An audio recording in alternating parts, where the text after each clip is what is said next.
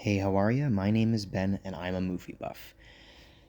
So, as some of you may know, last month, back in December 2023, I tried doing a kind of podcast version of the show, and I thought it went fairly well. There were some people that tuned in, but of course, it's kind of a new thing, so I understand if it takes a bit of a while before more people catch on, especially because I want to feel this out and see, do people like it, do people not like it. But I'm going to try another podcast version again here because I had a friend of mine who texted me last night because, as some of you may know, the Oscar nominations for 2024 were just announced. And she messaged me kind of asking me, like, oh, we need another Ben the Movie Buff episode where you talk about your reactions to the Oscar nominations.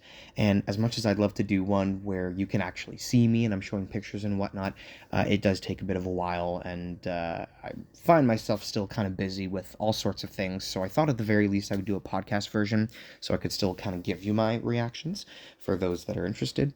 So for my friend that texted me last night, I hope you're listening right now.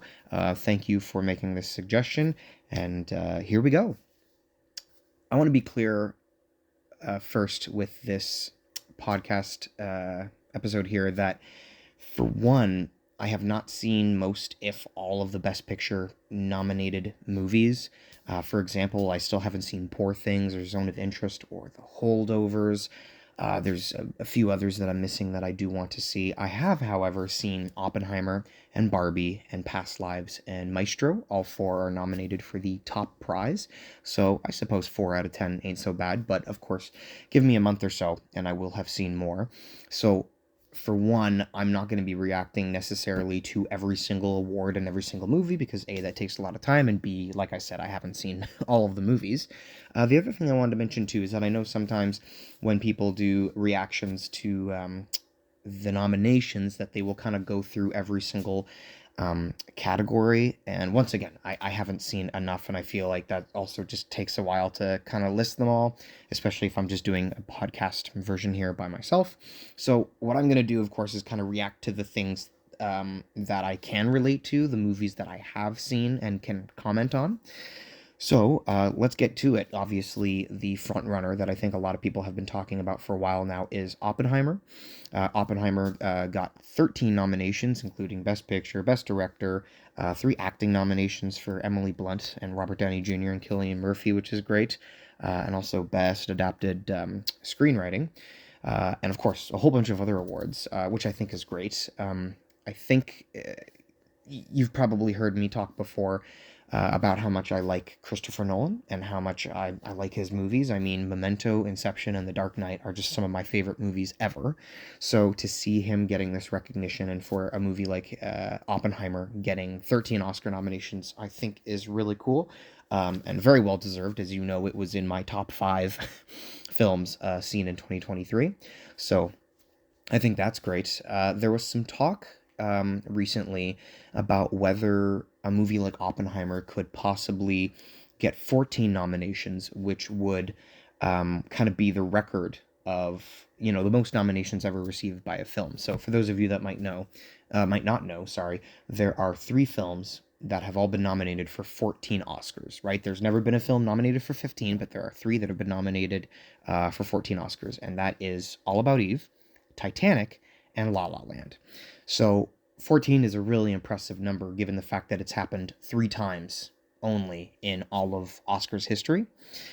Whereas Oppenheimer being nominated for 13 awards, you'll notice that if you look at the list of movies that have been nominated for 13 Academy Awards, that there are, I think, like at least 9 or 10, probably more.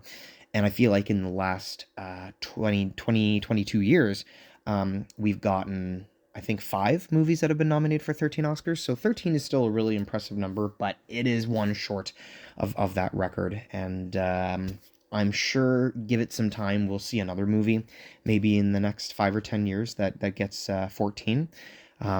But that's a tough thing, right? Like it is a pretty high number. And I find in the case of All About Eve and Titanic and La La Land that those were all movies where there were acting nominations, and of course there was directing and writing and Best Picture and a whole bunch of other things going on too. So It seems to me that if we get another movie that gets nominated for 14 Oscars, it has to be something with a lot of spectacle, if you will, something where there's a lot of nominated performances. Maybe there's a song or two that's nominated, like in La La Land's case, they had two songs that were nominated. And I think it just has to be a big movie where a whole bunch of different aspects of the filmmaking can be nominated to get to that number, because clearly 14 is a pretty tall order, which has only been done 3 times, but nonetheless, Oppenheimer still getting 13, I still think is really great.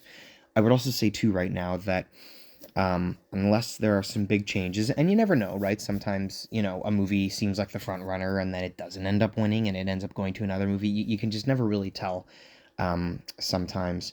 That I do hope that Oppenheimer wins Best Picture. I hope it wins Best Director. I hope it wins a few other Oscars. So I think it would be cool if it won the top prize that night, given the fact that I really, really enjoyed it. And sometimes movies will win the top prize, and not to say that they are bad movies per se, but once in a while I feel like a Best Picture winner is a movie that I liked but didn't love, if you will. So sometimes it's really cool when a movie that you really, really enjoy and you're really rooting for gets to take that top prize home. And I loved Coda from 2021. I loved Everything Everywhere All at Once from 2022. So I think it'd be really cool if Oppenheimer won. For me, at least, that would be 3 movies over the course of 3 years winning the top prize, where I think they're all really, really good. So I'll be hoping for that. Let's talk about Barbie, because Barbie was also a movie that was. I was seeing a few sites where they were saying that, maybe Barbie is the one that could tie the record of 14 nominations, or maybe even get 15 if it gets a lot of acting nominations, if it gets, 3 of the songs are nominated for Best Song. Like, already that really helps bring the numbers up. Barbie only ended up getting nominated for 8 Oscars. Some of the notable ones: America Ferrera for Best Supporting Actress, Ryan Gosling, which of course was kind of a no-brainer for Best Supporting Actor, Best Writing, and also Best Picture. And so I've seen that there have been some comments, I guess, about the fact that it did not score Best Director nomination for Greta Gerwig, and nor did it score Best Actress in a Leading Role for Margot Robbie. And I don't know, I'll be honest, I'm kind of on the fence here, because on the one hand, if both of them got nominated, I think that would be great. I think that would be kind of understandable, because I think, I'll be honest, like, I think something like Barbie, when I heard that a Barbie movie was being made, I remember thinking to myself that if this is like other basic movies about toys, like Transformers, for example, that of course I'm not going to be expecting that much, but I think Greta Gerwig did a lot of great stuff on this movie, and she brought a lot to it that I think would definitely earn a Best Director nomination, just for taking a movie about a toy like Barbie and making it as deep and funny and enjoyable as it was. And then same thing too for Margot Robbie. I thought she was really great, and geez, you could have just had someone that was, a pretty girl that was just eye candy, that maybe gets a few laughs here and there, shows a little bit of range, but like, this role could have been way more straightforward than it actually was. But as usual, like, Margot Robbie is a really good actress. I loved her in I, Tonya, and she's a perfect Harley Quinn. And I would obviously have not minded if she got noticed as well here. But I think we got to remember one thing here, because every year it's the same thing over and over again, where people hope that so and so gets nominated and they don't, and they've been snubbed, and there are, I'm not watching the Oscars again. I can't believe it. They don't know what they're talking about. But let's remember here that there are only 5 slots for achievement in directing and Best Actress in a Leading Role. And at the end of the day, unless they expanded it to 10 or 15 slots, there's always going to be people that are deserving of a nomination and do not get one. And it's unfortunate, but I feel like that's what it's like. And I think in one sense, it is a victory that a movie like Barbie, about a toy doll, gets 8 nominations, including Best Picture and 2 acting nominations and Best Writing. Like, that's kind of the funny thing I've noticed about the Oscars, I would say, and maybe the last 5 or 6 years, is that sometimes you watch the Oscar nominations, and the movies that are getting nominated, like, there's really no surprise, because they are the kinds of movies that you expect to get nominations. And they do, right? And you might get a great movie that is deserving of nominations and awards and whatnot, but maybe it's a horror movie, maybe it's sci-fi or whatnot, and the Academy is just like, no, we're not into that, so we're not going to nominate that. But I've found recently, like when you think about it, in the last 6 or 7 years, we've had a movie about a mute woman who falls in love with a fish god. Um, and of course, there are a few other weird things in The Shape of Water that, I mean, I don't want to spoil, but that's the movie that won Best Picture in 2018, right? And last year, we had a movie, Everything Everywhere All at Once, that features some really, really strange scenes, which anyone who's seen the movie will know probably what I'm talking about. And that won Best Picture. And I know that you could make the argument that, like, oh, Shape of Water, like, had a lot to say about some important things and society and whatnot. And same thing with Everything Everywhere All at Once. But you can't deny kind of how weird they are. Like, if those movies randomly were made, like, in the 80s or 90s, I doubt they would be up for as many Oscars as they were in the time that they came out. And I think it's just because as the times change, I think because we've kind of gotten some pretty weird films in the last 10, 20 years that have had some real meat behind them, that I think that Academy members have kind of been opening up to it a bit more and allowing things like that to get nominated. So honestly, the fact that we can talk about a Barbie movie being nominated for Best Picture, like if you were to ask someone a year or two ago, oh, this Barbie movie that's coming out, like, do you think it's going to be critically well received? Do you think it's going to, get a whole bunch of Oscar nominations like Best Picture? I feel like most people would probably say, I don't think so. I think it's going to be a movie, for young girls about the Barbie toy, and they're going to like it because it's going to give you everything you expect to give you. But I think it did surprise a lot of people, myself included. So I think it's still a victory that Barbie gets 8 nominations and still in some really good categories. Now, another movie I want to talk about, and this movie only got 1 nomination, and I don't even know if it's going to win. I think it'd be cool if it did. But Godzilla Minus One got a nomination for Best Visual Effects, which I think is amazing. And I guess in a sense, this kind of goes back to what I was talking about a few minutes ago about how some really weird movies with some meat behind them are, getting nominated. I think what's great is that a movie like Godzilla Minus One, I suppose when you think about it, myself having seen all the Godzilla movies, if anyone should be nominated for an Oscar, it's definitely this one. I think, the movie was great, as you would have noticed if you watched my best of 2023 video, that Godzilla Minus One was high up there. But I just think it's great that this character has been around for nearly 70 years. And of course, a lot of the movies that you have with Godzilla, are pretty cheap and, maybe don't have the best scripts or the best characters or whatever. But at the end of the day, like, they're enjoyable, right? It's fun to watch all these different kinds of interestingly designed monsters fight each other. So, of course, it's typically not the thing that you would expect to get nominated for an Oscar, but the fact that we finally get a Godzilla Minus One movie that everyone seems to really enjoy and that gets critical praise, gets nominated for an Oscar. Like, it's so cool to say the Oscar-nominated Godzilla Minus One. It just feels so great to say that. So, I'm really happy that it got the 1 nomination. And like I said, I think the creator probably will win Best Visual Effects because it did really incredible things on a not $200 million budget. But, if Godzilla Minus One did take home the Oscar for Best Visual Effects, I would be totally satisfied with that. I don't think it will. But I'm happy that it got it, because I think, as I was saying earlier, so many times we get these really great movies of the last 10, 20 years that are highly rated and critically acclaimed, and you feel like, this is a really good movie. This deserves some Oscar nominations. And sometimes it just doesn't get any, right? Because especially if it's horror, if it's sci-fi, it's a genre movie, it's quite possible that people in the Academy are just not into that stuff. But I would like to think that with each passing year, we are getting some of the usual stuff that is expected to be nominated for Oscars, but sometimes we get movies that you wouldn't expect to get this kind of recognition, like Barbie and Godzilla Minus One. I think that's really cool. So that makes me happy. And like I said with the creator did get a nomination for Best Visual Effects and also for Best Sound. This was a movie that I also really enjoyed, was also on my list. You see a trend here, right? That a lot of these movies that I'm talking about are ones that were on my best of list for last year. And once again, I certainly hope that with the creator getting 2 nominations, that it encourages more people to watch the movie. Like the creator is on Disney Plus right now, so if there's people that are interested in seeing the movie and haven't yet and happen to have a Disney Plus account, I would urge you to sit down and watch the creator. This is one of the things that I think is really great with every year when Oscar nominations come in, is that yes, there are some movies that, of course, this is nominated for Oscars. Of course, that gets the nominations.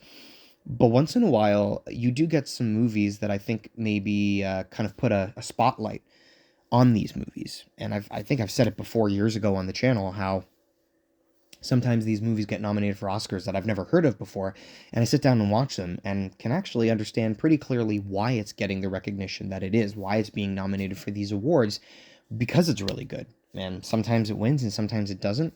But I like that when you look through the whole list of all these nominated movies, that yeah, there's just so much still to see, and it's fun to kind of go through to watch as many as you can within reason, to see what's getting nominated, because sometimes these animated shorts or these documentary shorts or these documentary features I will sometimes sit down and watch, and occasionally I get surprised by something really cool, and thankfully, the Oscars are the ones that kind of highlighted it for me. So whether it gets a nomination and a win or just a nomination, I think that's pretty cool. So I'm glad that the movies that I mentioned in the last bit here all got nominations. Also, a shout out to Maestro and Past Lives. I liked Maestro. I don't think I loved it as some other people did, but I think the performances were really great and are definitely Oscar worthy, as you'll see on the nominations list. Past Lives is also a really good movie, one that I heard of because it was getting such critical acclaim, and it only got 2 nominations, I think, for Best Writing and Best Picture. But I hope that's also another one that people will go and watch, because it is the kind of film that has a lot going on and still has stakes, if you will, but in a kind of, geez, how would you say it? In not so much a gigantic kind of way, Like it's about these characters, it's about these lives of people trying to figure out what they want to do and figuring out who they are. And it was really fascinating stuff. I really enjoyed it, so I'm glad it's getting a bit of recognition here as well. I also want to take a few minutes to talk about some first-time nominees. So I'm going to bring up 3 actors here that have never been nominated before. And I think with 2 of them, I could kind of see, like, I think I was kind of aware that they hadn't been nominated before. But the first one actually kind of surprised me. Emily Blunt, who is nominated for Best Supporting Actress in Oppenheimer. And I think she did a great job. I don't think she's going to win it, but it would be cool if she did. She is one that I feel like I've known about for a while, because she's been acting for a while, and I feel like I've seen her, in things like Devil Wears Prada and Sunshine Cleaning, and there's some other movies that she kind of did a bit earlier in her career, and I've known about her for a while, and I've always thought she was a great actress.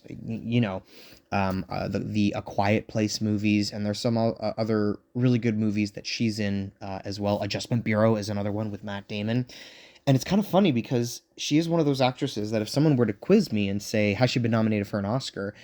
I would be kind of unsure, because I can't think of a specific movie where she did get a nomination, but she also feels like the kind of actress that you feel like she should have been nominated, right? Like, of course she was.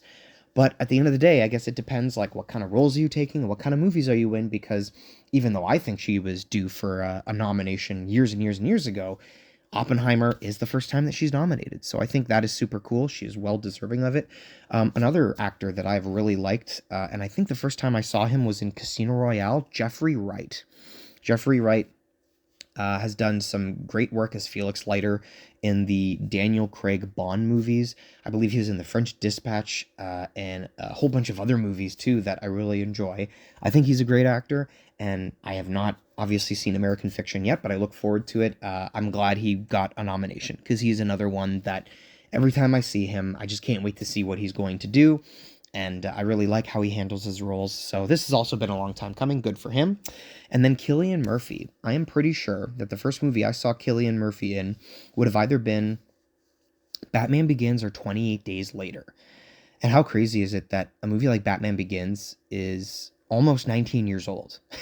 So I've seen a fair amount of stuff of him when I was a teenager, and he's done some great movies, some great roles, but alas, he has not gotten a nomination until working with Christopher Nolan in Oppenheimer as the lead role. So I'm happy that he gets a nomination as well. I'm rooting for him. I'm hoping that he's going to win. And time will tell, right? Because sometimes certain categories seem locked, like it has to be this person, but you never know. Because sometimes we think we know who's going to win, and then sometimes we get a surprise. It might be Cillian Murphy. It might be Paul Giamatti for The Holdovers. Paul Giamatti is also another great actor who has turned in some really great work in the last, 15, 20 years since I've watched him and knew who he was. So we'll see who takes it, but I am happy for a lot of the acting nominees. I think there are a lot of people that are definitely worthy of these nominations, and these three are ones that just stood out to me, and I kind of realized that they all have something in common. Like, they've never been nominated before, so I'm glad that they get to have, on the next movie they're in or whatnot, that, Oscar nominee Jeffrey Wright, Emily Blunt, Cillian Murphy. I think that's great for them. And then the last thing I wanted to talk about, for Best Animated Feature, there are 5 movies that are nominated. Of course, I've seen 4 out of the 5. I've seen Boy and the Heron, Spider-Man Across the Spider-Verse, Elemental, Nimona, and the only one I haven't seen is Robot Dreams, and I do want to see Robot Dreams. I was looking online yesterday to try and figure out, is it streaming? Is it playing in a theater everywhere? Where can I find it? And I wasn't able to. So I have seen 4 out of the 5 Best Animated Feature movies, and right now it seems to me, and a lot of other people online, that it is a race between Spider-Man Across the Spider-Verse and The Boy and the Heron. And this is a tough one. This is a really tough one because, as you guys know, Across the Spider-Verse was my number 1 movie of last year. I think it is a terrific movie, and I would really love it if that movie won that Oscar. But then again, never underestimate how the Academy can sometimes be, I don't know, sentimental, if you will. Like, we got to remember that sometimes a movie wins, or a performer wins an Oscar, and it might be like their first, second, or third movie. They might, they might not have been in the business for long, but I guess what I'm getting at is that sometimes these movies or performers win because they were the best, because they were so good, and they get the Oscar. However, other times, I think what we've seen before is that sometimes movies kind of have a bit of an advantage, because in the case of Boy and the Heron, Hayao Miyazaki has mentioned that, like, this is his last movie and then he's retiring, right? So we're never going to see a Miyazaki movie again. And I was lucky enough to catch The Boy and the Heron in theaters, and I liked it, but I don't think it moved me or resonated with me as much as some of his other better films like Spirited Away or My Neighbor Totoro, Ponyo, Kiki, Princess Mononoke. Like, there are so many other great movies that he's done.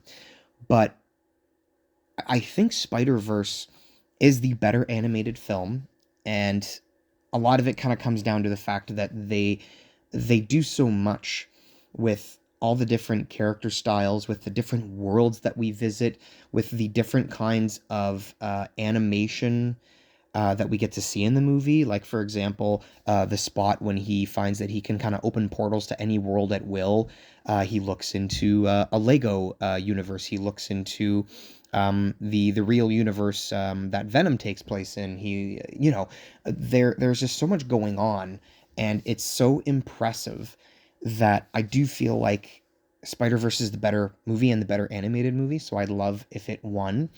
But once again, I think with The Boy and the Heron, some people might be thinking to themselves, if Miyazaki's not making another movie, it means that this is the last time we have a chance to give him an Oscar. Because, remember, the Best Animated Oscar was not introduced until 2001. So that means Miyazaki's movies from the 80s and 90s, none of them got a chance to be nominated because the Oscar wasn't around then. But then, of course, we get to 2002 when he wins for Spirited Away, which, of course, was, that's an example of, this is the best movie of the bunch, and it definitely deserves to win. But then, of course, after that, you get movies like Howl's Moving Castle, Ponyo, The Wind Rises. Forgive me if I'm missing one, but I think those are the other ones he's made since Spirited Away. And I think all of those got nominated, but none of them won. And now here's an opportunity where I think kind of the context and the sentimentality is going to play into which movie gets picked. Because yes, like, don't get me wrong, while I think Spider-Verse is better animated, like The Boy and the Heron is still a gorgeous looking movie. It's still, I love the anime look. I love the character design and the backgrounds and just, everything about the movie still looks great. So it's going to be one of these movies, but I have a sneaking suspicion that because the Academy might not have a chance to give Miyazaki another award, I mean, unless they give an honorary award in the future, which, I mean, I feel like that would also make sense whether he wins for Boy and the Heron or not.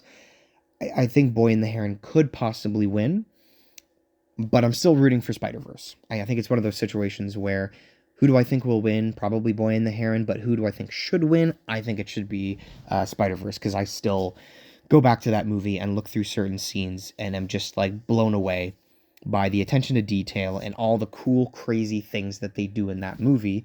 But then again, I guess you could also make the argument too that think about in cases like where Ex Machina or First Man won for best visual effects. There were bigger movies that had way more visual effects and like noticeable visual effects than those movies did, but those movies still ended up winning the Oscar for best visual effects. And I think it goes to show sometimes that, sometimes a movie with the most editing or the most costumes or the most of this or that might feel like the obvious choice to win an Oscar, but sometimes it might not be the most. Sometimes it might just be, did the movie impress you? Did it resonate with you? Is it one that kind of stuck with you afterwards? And maybe that's the one that that people are going with when they make their votes. So we will see. I think that's all for my Oscar thoughts, Oscar nomination thoughts. I'm going to do my best to continue to watch the other nominated films that I have not seen yet. There's a whole bunch to get to, and I really look forward to it. I think this is kind of a cool time of year where it still feels like we're in 2023 in a sense, because all the movies I'm trying to watch are usually from the previous year, because I want to get caught up for the Oscars. And then once the Oscars finish, I feel like, okay, now I can get to movies made in 2024.